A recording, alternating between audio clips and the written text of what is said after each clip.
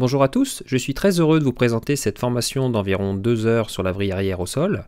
Cet élément fait partie des acrobaties supérieures abordées au niveau des clubs, c'est-à-dire qu'après les saltos arrière, les saltos avant, lorsque les gymnastes commencent à tourner de façon relativement tonique, eh bien l'une des choses que l'on veut aborder, c'est la vrille.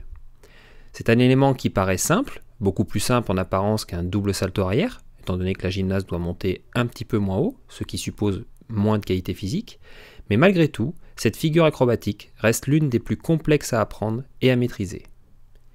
Sa complexité vient du fait qu'elle évolue autour de 3 axes de rotation, entre l'impulsion et la réception. Ainsi, dans le chapitre sur l'analyse technique, nous décrirons de façon détaillée l'évolution autour de ces 3 axes, et nous tenterons également de répondre à plusieurs problématiques, notamment comment parvient-on à déclencher une rotation longitudinale à partir d'un salto, quelles sont les actions précises à réaliser, quelle est la gestuelle à mettre en place. On verra au cours de cette analyse l'importance des bras et de la tonicité du corps. Je vous présenterai également une méthodologie d'apprentissage que l'on approfondira dans le chapitre sur les éducatifs, où j'essaierai de vous montrer en quoi cette méthode permet d'aider les gymnastes à mieux se représenter dans l'espace. On verra également comment déterminer le sens de rotation. C'est l'une des questions qui est souvent présente chez les entraîneurs. Est-ce qu'on la fait tourner à droite, à gauche? Quels sont les repères que l'on peut utiliser? Existe-t-il un sens privilégié pour les enfants? Ensuite, je vous donnerai également quelques repères pour essayer de déterminer si la jeune fille que vous voyez tourner vrille à gauche ou à droite. Vous verrez que ce sont des repères relativement simples.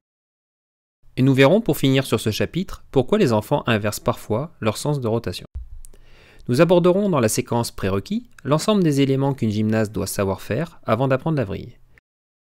Ensuite, je vous présenterai près de 60 éducatifs pour passer des prérequis jusqu'à la réalisation de la vrille.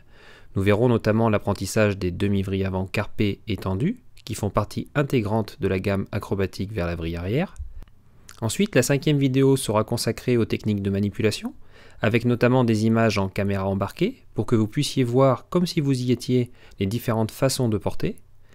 La 6e vidéo vous parlera des exercices de préparation physique en relation directe avec la compréhension des actions à produire pour vriller. Et enfin, nous clôturerons cette formation avec la séquence nommée Live, dans laquelle nous utiliserons les images vidéo qui n'étaient pas suffisamment bonnes techniquement pour servir de support à ce tuto, et que nous analyserons pour observer les fautes techniques comme si nous étions à l'entraînement. Et je vous proposerai quelques solutions pour les corriger.